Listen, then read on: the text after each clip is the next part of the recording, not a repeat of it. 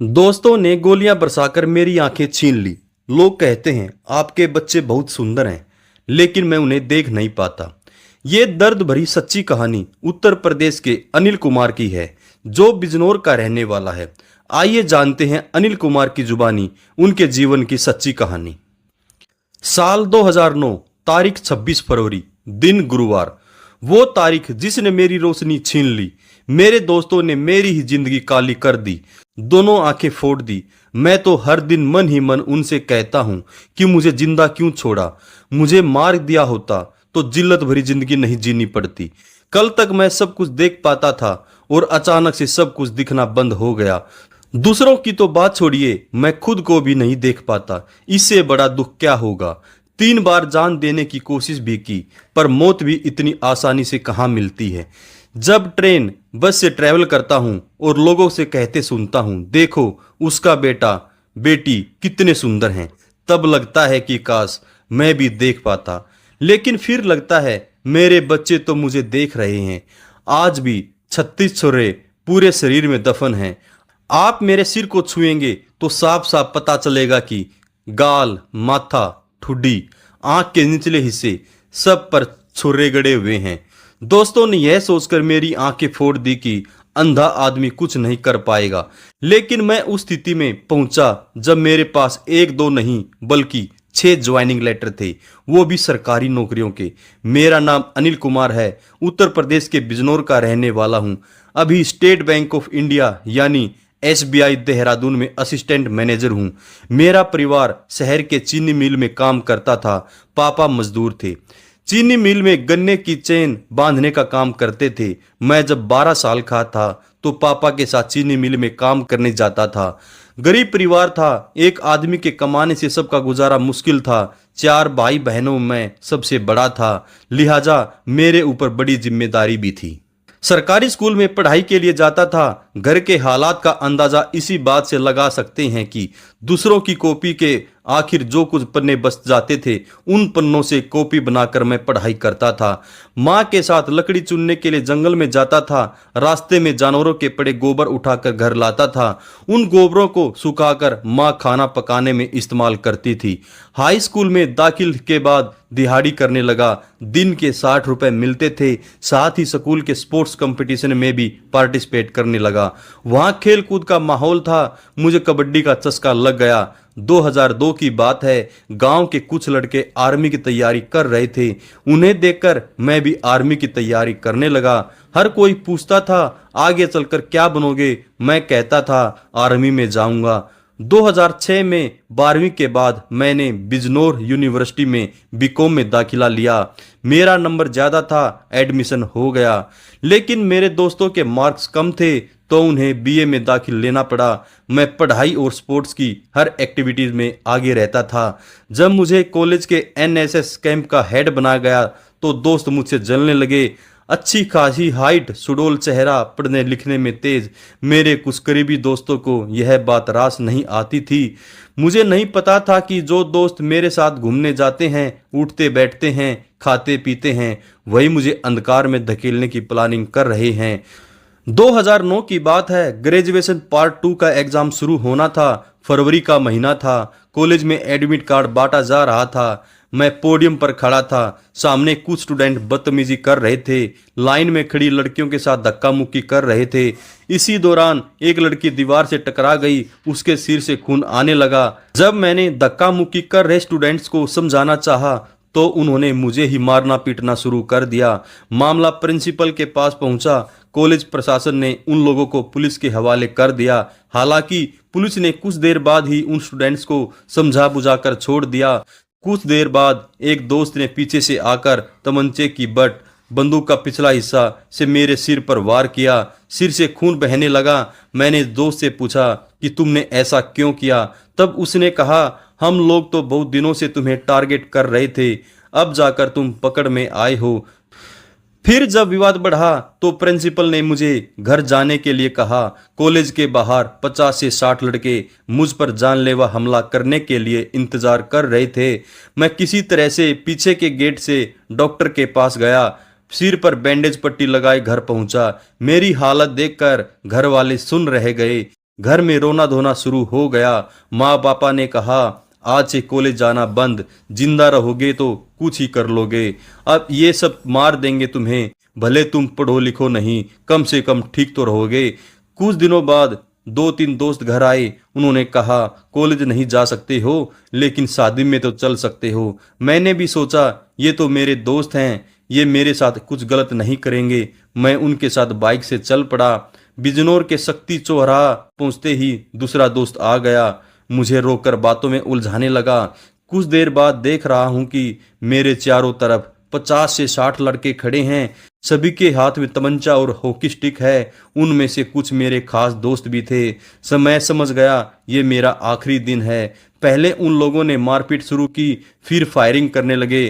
पूरा शक्ति चौराहा गूंजने लगा। डर की वजह से दुकानदार अपनी दुकानों के शटर गिराने लगे, भागने लगे। 5 से 7 दोस्त मेरी जाति पर भद्दे कमेंट करने लगे।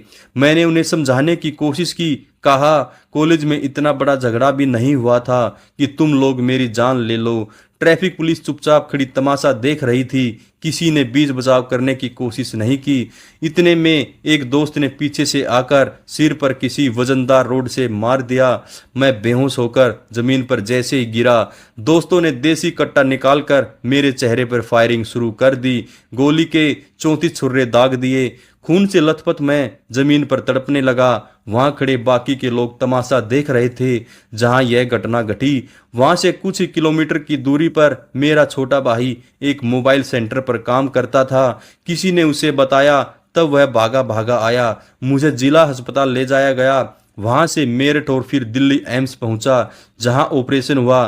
तब पता चला कि मैंने अपनी दोनों आंखें खो दी हैं। जब तक पट्टी बंधी हुई थी तब तक मुझे लग रहा था पट्टी हटेगी तो मैं इस दुनिया को फिर से देखूंगा, लेकिन जब पट्टी हटी तो मेरे सामने अंधेरा ही अंधेरा था। सिर से खून बहुत बह चुका था। डॉक्टर ने कहा अब कुछ नहीं हो सकता, तुम हमेशा के लिए ब्लाइंड हो गए हो। मैं तो शॉक्ड था। जो चीजें कल तक देख रहा था अब कभी उन्हें नहीं देख पाऊंगा, सोचकर ही पागलों की तरह करने लगता था। एम्स से डिस्चार्ज होने के बाद मुझे गांव लाया गया। ऐसा पहली बार था कि जिस गांव को देखते हुए मैं बड़ा हुआ वो मुझे देख रहा था, लेकिन मैं उसे नहीं। गांव, घर, कॉलेज के लोग मुझे देखने के लिए आते थे। मैं चारपाई पर जिंदा लाश की तरह लेटा रहता था। जब माँ बताती थी कि लोग देखने आए हैं तो मैं बस यही कहता, यह दुनिया अब मेरे किसी काम की नहीं है और मैं भी किसी से काम का नहीं हूँ। इसके बाद बंद पड़ी मेरी आंखों से आंसुओं की नदियां बहने लगती। पढ़ाई बीच में ही छूट गई। किस्मत की गुस्ताखी देखिए कि मेरे हाथ में आर्मी की भर्ती का ज्वाइनिंग लेटर था और मैं अंधा हो चुका था। उस नौकरी का ज्वाइनिंग लेटर जिसका सपना मैं सालों से देखता आ रहा था, लेकिन जब पूरा होने का वक्त आया तो मैं उसे उस लायक भी नहीं बचा। दुनिया उजड़ चुकी थी। मुझे पता था कि अब किसी भी गद्दी पर बिठा दो, इस दुनिया को कभी नहीं देख सकता। वे मेरे घर वालों के साथ भी ऐसा करें। घर वालों को हर रोज धमकी मिलती थी, इसलिए मैंने कोर्ट में जाकर केस वापस ले लिया। 1 साल तक मैं घर पर पड़ा रहा, एक कमरे में बंद रहता था। समझ में नहीं आता था कि अब क्या करूं। पैदाइशी अंधा होता तो फिर पता नहीं रहता कि दुनिया कैसी है, लेकिन जिस दुनिया को मैंने 21 साल जिया अब वो हमेशा के लिए खत्म हो गई। खुद को समझाना मुश्किल था। एक दिन मेरे चाचा न्यूज़पेपर में लखनऊ के दृष्टि बाधित डॉक्टर शकुंतला मिश्रा विश्वविद्यालय के बारे में पढ़ रहे थे। मैंने घर वालों से कहा क्या अभी भी मैं पढ़ सकता हूँ। मम्मी पापा ने विश्वविद्यालय के बारे में पता करना शुरू किया। इसी दौरान देहरादून के नेशनल इंस्टीट्यूट ऑफ विजुअल्सी हैंडीकैप्ड यानी NIVH के बारे में पता चला। मुझे याद है कि जब NIVH आ रहा था तो माँ से कहा यदि एडमिशन नहीं हुआ तो मैं कभी घर नहीं लौट के आऊँगा। यहाँ किसी तरह से कंप्यूटर ट्रेनिंग में एडमिशन हो गया। ब्लाइंड होने के बाद पहली बार मैंने कंप्यूटर टच किया था। 6 महीने तक तो कुछ समझ में नहीं आ रहा था मैं किस डायरेक्शन में बैठा हूँ, टीचर क्लास में किस डायरेक्शन से बोल रहे हैं। मन ही मन सोचता कि यह भी कोई जिंदगी है। मन करता था कि खुद को ख़त्म कर लूं। एक रोज़ एक दोस्त मुझसे मिलने के लिए आया। कुछ दिन बाद मैंने हॉस्टल में बताया कि उसी दोस्त से मिलने जा रहा हूं। रास्ते में मैंने सोच लिया था कि ट्रेन की पटरी पर लेटकर जान दे दूंगा, लेकिन ख्याल आया मेरी वजह से दोस्त की जिंदगी बर्बाद हो जाएगी, क्योंकि मैंने उस दोस्त के यहाँ जाने की बात हॉस्टल में बताई थी। इस तरह से 3 बार मैंने सुसाइड के बारे में सोचा। 2011 की बात है। 18 महीने की कंप्यूटर ट्रेनिंग खत्म हो गई तो मैं घर लौट आया। सोचने लगा जहाँ से निकला था वहीं चला आया। जो स्थिति पहले थी वह अभी भी है। कोई काम धंधा नहीं है, कैसे यह जिंदगी कटेगी, घुटन महसूस होती थी। न मैं गोली से मरा, न 3 बार सुसाइड के बारे में सोचने से, तो फिर मेरी मृत्यु इतनी आसानी से नहीं आने वाली है। खुद को समझाने बुझाने के बाद मैंने फिर से बीकॉम में एडमिशन लेने की ठानी। छोटी बहन खुशबू मुझे नोट्स पढ़ाकर सुनाती और मैं सुनकर याद करता था। इस तरह से ग्रेजुएशन कंप्लीट किया, साथ में बैंकिंग एग्जाम की तैयारी भी करने लगा। बहन मेरी आंखें बन गई। 2012 में 12th लेवल पर मेरा selection 3 bank SBI, Canara bank और यूको बैंक में हो गया। फाइनली मैंने SBI देहरादून में ज्वाइन कर लिया। पिछले 13 साल से देहरादून में रह रहा हूँ। लोगों को लगता ही नहीं कि मैं ब्लाइंड हूँ। एक बार तो एक पुलिस ऑफिसर ने मेरी जासूसी करवाई थी। उन्हें शक था कि मैं कोई जासूस हूँ। किसी केस के मामले में छानबीन करने के लिए ऐसा रूप बना रखा है। गांव जाता हूँ तो पता चलता है कि जिन लोगों ने मेरे साथ ऐसा किया वो मजदूरी करने के लायक भी नहीं हैं, बेरोजगार, तंगहाली की स्थिति में हैं। और मैं यहाँ तक पहुँच गया। अंधा होने से पहले भी 3 सरकारी नौकरियों के ज्वाइनिंग लेटर हाथ में थे।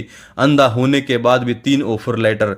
आज अपना परिवार, 3 बच्चे हैं जो एकदम नॉर्मल हैं। पत्नी को 5 से 10% दिखाई देता है। हम दोनों NIVH में ही मिले थे।